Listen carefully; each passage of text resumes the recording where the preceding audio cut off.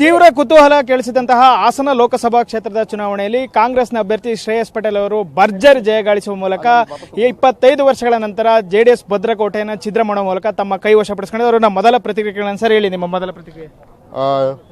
ಮೊದಲನೇದಾಗಿ ಇವತ್ತು ಸಂಸದನಾಗಿ ಜನ ಆಯ್ಕೆ ಮಾಡಿದ್ದಾರೆ ನಮ್ಮ ಜಿಲ್ಲೆಯ ಜನ. ಇವತ್ತು ಖುಷಿಯ ಜೊತೆಗೆ ಜವಾಬ್ದಾರಿ ಹೆಚ್ಚಿದೆ. ಒಂದು ಗೌರವ, ವಿಶ್ವಾಸ, ಪ್ರೀತಿ ಇಟ್ಟು ಕಾಂಗ್ರೆಸ್ ಪಕ್ಷದ ಮೇಲೆ, ಶ್ರೇಯಸ್ ಪಟೇಲ್ ಮೇಲೆ ನಂಬಿಕೆ ಇಟ್ಟು ಇವತ್ತು ಜಿಲ್ಲೆಯ ಜನನ ಅತಿ ಹೆಚ್ಚು ಮತಗಳಿಂದ ಆಯ್ಕೆ ಮಾಡಿದ್ದಾರೆ.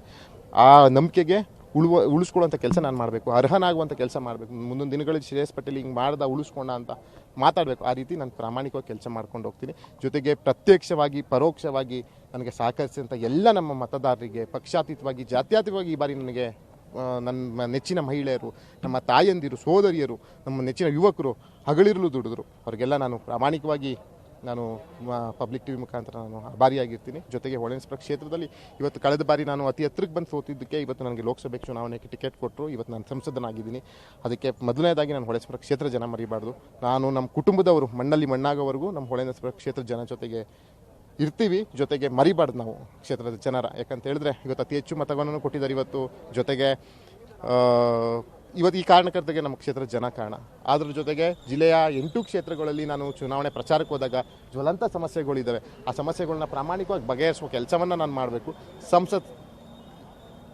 ಸಂಸತ್ನಲ್ಲಿ ಜಿಲ್ಲೆಯ ಸಮಸ್ಯೆಗಳಿಗೆ ದನಿಯಾಗಿರಬೇಕು ಅಂತ ನಾನು ಒಂದು ನಿರ್ಧರಿಸಿದ. ಜೊತೆಗೆ ಜನಸ್ನೇಹಿಯಾಗಿ ಜನರ ಜೊತೆ ಒಡನಾಟದಲ್ಲಿ ಜನರ ಜೊತೆ ಹೇಗೆ ಬೆಳೀತಾರೆ ಇಂಥ ಉಪಸಂಸದರು ಅನ್ನೋದ ರೀತಿಯಲ್ಲಿ ಕೆಲಸ ಮಾಡಬೇಕಂತ ನಾನು ಹೊರಟಿದ್ದೀನಿ. ಸರ್, ಈಗ 99ರಲ್ಲಿ ದೇವೇಗೌಡರು ನಿಮ್ಮ ತಾತ ಪುಟ್ಟಸ್ವಾಮಿಗೌಡರು ಸೋಲಿಸಿದ್ರು. 25 ವರ್ಷಗಳ ಬಳಿಕ ಅವರ ಮೊಮ್ಮಗನ ನೀವು ಸೋಲಿಸಿದ್ರು. ಹೌದು. ಇವತ್ತು ಏನು ಹೇಳಕ್ಕೆ ಇಷ್ಟಪಡ್ತೀನಿ ಅಂತ ಹೇಳಿದ್ರೆ, ನಮ್ಮ ತಾತ ಅವರು 98ರಲ್ಲಿ ಗೆದ್ದಿದ್ರು. ಇವತ್ತು ಅದೇ ಒಂದು ಅಭಿಮಾನ ಮೇಲೆ ನನಗೆ ಮತನ ಕೊಟ್ಟಿದ್ದಾರೆ ಜಿಲ್ಲೆಯ ಜನ. ಅವ್ರ ತಾತನ ಕೊಟ್ಟಿದ್ವಿ, ಬರೀ ಇವನಿಗೂ ಕೊಟ್ಟು ನೋಡೋಣ ಅವ್ರ ತಾತನ ರೀತಿ ಕೆಲಸ ಮಾಡ್ತಾರಂತ. ಅತಿ ಮುಖ್ಯವಾಗಿ ಅವರ ಮಾಡಿರುವಂಥ ಆ ಅವಧಿಯಲ್ಲಿ ಮಾಡಿರುವಂಥ ಅಭಿವೃದ್ಧಿ ಕಾರ್ಯ ಇವತ್ತಿಗೂ ಜನ ತುಂಬ ಕ್ಷೇತ್ರದಲ್ಲಿ ನೆನೆಸ್ಕೊತಾರೆ. ಅದನ್ನೆಲ್ಲ ಇಟ್ಟಿವತ್ತು ನನಗೆ ಅವಕಾಶ ಮಾಡಿಕೊಟ್ಟಿದ್ದಾರೆ. ನಮ್ಮ ತಾತ ಪುಟ್ಟಸ್ವಾಮಿಗೌಡರ ಮಾರ್ಗದರ್ಶನದಲ್ಲಿ ನಾನು ಮುಂದೆ ನಡ್ಕೊಂಡು ಹೋಗುವಂಥ ಪ್ರಾಮಾಣಿಕ ಕೆಲಸವನ್ನು ನಾನು ಮಾಡ್ತೀನಿ. ಸರ್, ಹಾಸನ ಲೋಕಸಭಾ ಹೇಳಿ 25 ವರ್ಷನ ಜೆಡಿಎಸ್ ಭದ್ರಕೋಟೆ ಆಗಿತ್ತು. ಈಗ ಅದನ್ನು ಸಂಪೂರ್ಣವಾಗಿ ನೀವು ವಶಪಡಿಸ್ಕೊಂಡಿದ್ದೀರಾ. ಇದಕ್ಕೆ ಪ್ರಮುಖವಾದ ಕಾರಣಗಳು ಏನು ಸರ್? ಈಗ ಭದ್ರಕೋಟೆ ಅಂತ ಹೇಳಕ್ಕೆ ಇವತ್ತಿಂದ ಕಾಂಗ್ರೆಸ್ ಭದ್ರಕೋಟೆ. ಮುಂಚೆ ಏನಾಗಿತ್ತು ಅಂತ ಗೊತ್ತಿಲ್ಲ. ಮುಂದಿನ ದಿನಗಳಲ್ಲಿ ಈ ಜೊತೆಗೆ ಸ್ಥಳೀಯ ಸಂಸ್ಥೆಗಳು, ಜಿಲ್ಲಾ ಪಂಚಾಯತ್, ತಾಲೂಕ್ ಪಂಚಾಯತ್ ಮತ್ತು ನಗರಸಭೆ, ಪುರಸಭೆ ಆಗಿರ್ಬೋದು.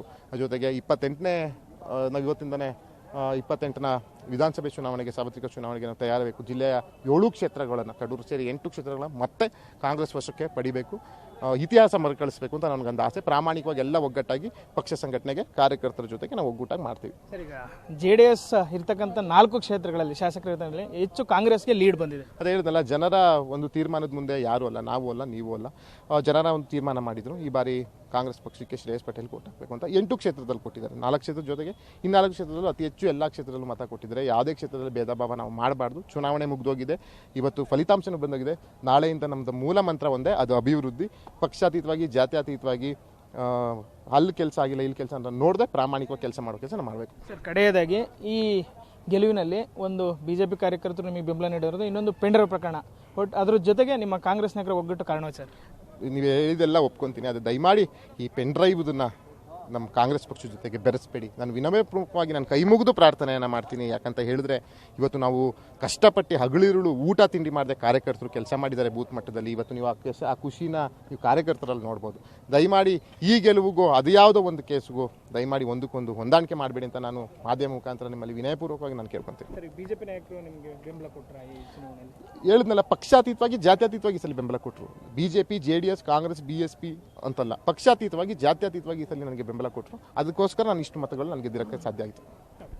ಇದು ನೂತನ ಸಂಸದರಂತ ಶ್ರೇಯಸ್ ಪಟೇಲ್ ಅವರ ಮಾತುಗಳು. ಹಾಸನ ಲೋಕಸಭಾ ಚುನಾವಣೆಯನ್ನು ಗೆಲ್ಲಕ್ಕೆ ಎಲ್ಲ ಕಾರ್ಯಕರ್ತರ ಶ್ರಮ, ನಾಯಕರ ಒಗ್ಗಟ್ಟು ಪ್ರಮುಖ ಕಾರಣವಿದೆ. ಆದರೆ ಪೆಂಡ್ರೈವ್ ಇದರಲ್ಲಿ ಯಾವುದೇ ಪಾತ್ರವಿಲ್ಲ. ಹಾಗಾಗಿ ಈ ಗೆಲುವನ್ನು ಇಡೀ ಕ್ಷೇತ್ರ ಜನ, ಅದರಲ್ಲೂ ಹೊಳೆನರಸೀಪುರ ಕ್ಷೇತ್ರದ ಮತದಾರರಿಗೆ ನಾನು ಅರ್ಪಿಸ್ತೀನಿ ಅಂತ ಹೇಳಿದರೆ, ಕ್ಯಾಮ್ರಾ ಪರ್ಸನ್ ನಾಗರಾಜ್ ಜೊತೆ Shashidhar BC, public TV, Hassan.